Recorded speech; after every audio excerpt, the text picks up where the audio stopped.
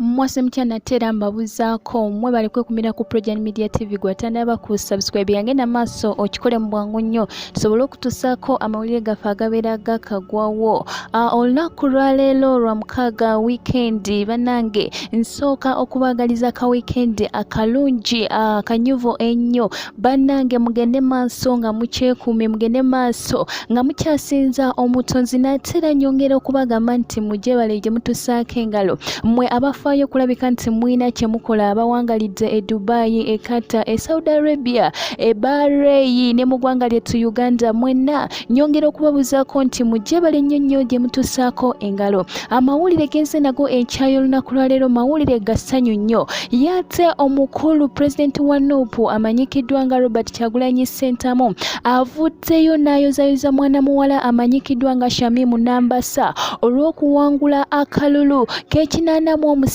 aka Guild President we Makerere University. Omwana ono abadde akola campaigns buli kiseera naye obadde olaba nga laleeze zijjuza abaana bayitirivu nnyo okuzaama anti nga munnange NUP yeekutte bandera. Ekibiina kineeno kizenga buli abadde akijjiramu okwesimbawo ku kibiina kino ekya NUP abadde azze awangula ne ba parliament abasinga betulina ba NUP bakansalazi bonna betulina abasinga obuyitirivu mu ggwanga lyettu Uganda ba NUP ate ng'ekibiina kino kyakatandika n'olw'ensonga eyo kirina ettutumu ly'amaanyi nnyo kyova olaba nti Nambassa Shamim yagamba bannange nze sirina kibiina kirala kye ngenda kugiramu wabula ngenda kugira mu kibiina ekya NUP. Bw'atyo ne yeesimbawo era mwana muwala bw'atyo yagenze mu maaso n'awangula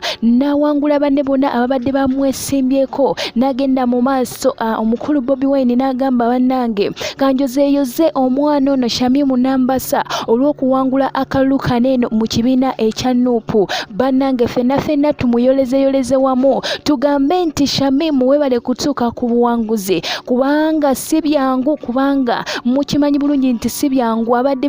bajja beesimbawo nga babagaana okuba kampeyini naye tuyozayoza Shamim olw'okulabika nti yasobola okuba raleze ne kampeyini ze ez'enjawulo nga ayitamu ng'abaana bangi babeerawo ne bamusanyukirako babeerawo naye ne bajeguliza wamu kwe kulaba nti olunaku olw'eggulo jjo nga balonda nga bali mu kulonda mu kabinkano bannange bonna basinga abalenzi bonna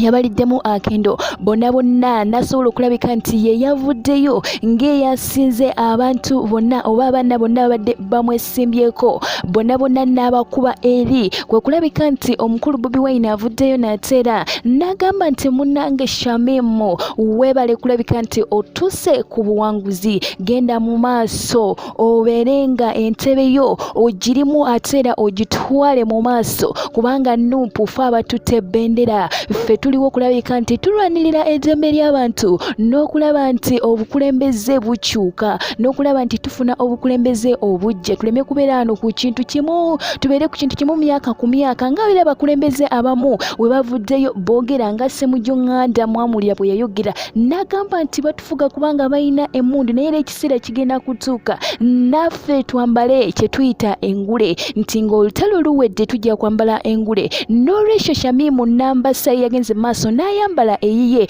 oluvannyuma lw'okulabika nti akubye campaigns buli kimu akikoze banne bamusanyukiddeko. Bannange ffenna wano ku Provisional Media TV tumuyozayoza okulabika nti atuuse nateera ku buwanguzi saako n'omukulu Bobi Wine naye yeegasse wamu n'agamba nti weebale kulabika nti otuuse ku buwanguzi mwana muwala. Bannange amawulire gaffe amalala gasange ku provisionalmedia.com amawulire ag'entertainment saako nago aga sports tujja kuba tukutusaako amawulire mangi nnyo tosaanye kulabika nti ova ku Provisional Media TV ebingi bikyajja ebirungi tukyafumba weeyongera okulabika nti wekumidde nateera ku Provisional Media TV kangende nnyo ku mazzi katono nnyo nateera nkomewo.